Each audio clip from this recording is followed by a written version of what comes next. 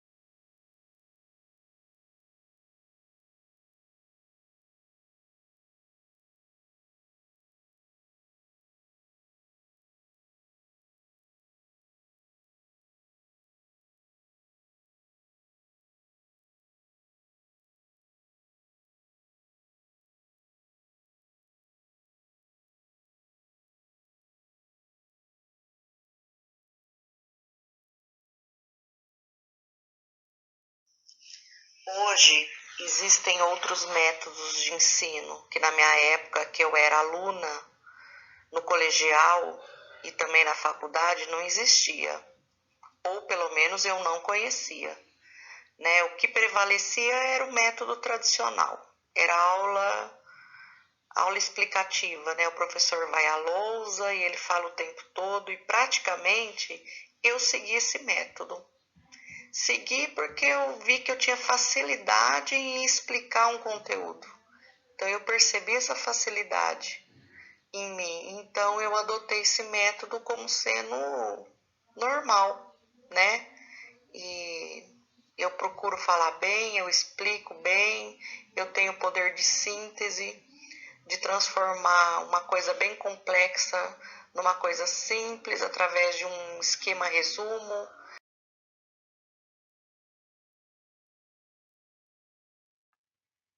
A minha resposta para essa questão, eu vou me basear no currículo estadual, né, do estado de São Paulo, que é o que eu mais conheço.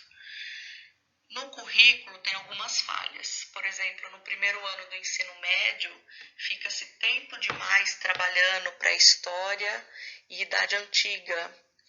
Não que não seja importante, tá? Mas são 6 meses nisso, tá? Nesses dois assuntos aí.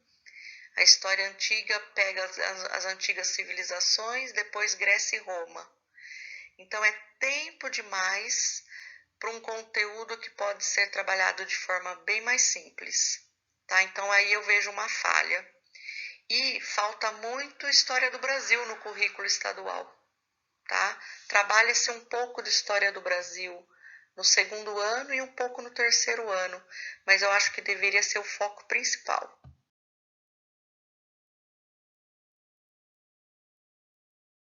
Os dois fatores atrapalham a implementação de novos métodos na escola, no ensino de história. A falta de estrutura é um deles e o calendário apertado. tá? Tem muita coisa para se estudar de história, tá? E são 2 aulas semanais, né, na nossa grade de 50 minutos. Então, é humanamente impossível você dar conta do currículo, né, com esse tempo aí. É um tempo muito limitado, tá? Então, quando você aplica diversos exercícios para uma turma, você leva, às vezes, até 2 aulas para corrigir tudo, para corrigir as questões, ver onde os alunos acertaram, né? Ou você leva para casa e faz a correção em outro horário. Então, é humanamente impossível.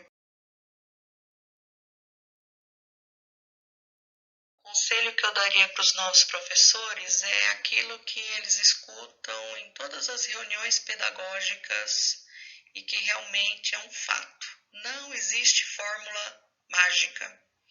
A pessoa tem que amar a matéria que ela é titular, que ela estudou para isso. Ela tem que gostar muito, tem que gostar de estudar, tem que gostar de ler, tem que gostar de sala de aula, tá? E se ela tiver isso, se ela tiver esse gosto e o prazer de trabalhar com isso, o restante ela vai conquistando, ela vai aprendendo, tá? Vai superando as dificuldades, vai aprendendo com os próprios erros, vai renovando, vai descartando material que não presta e vai procurando um novo.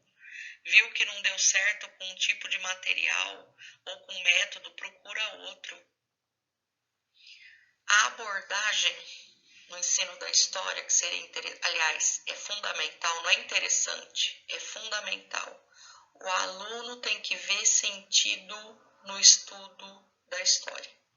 Então, é você quem faz a ponte, né, para aquilo que faz sentido para a vida dele.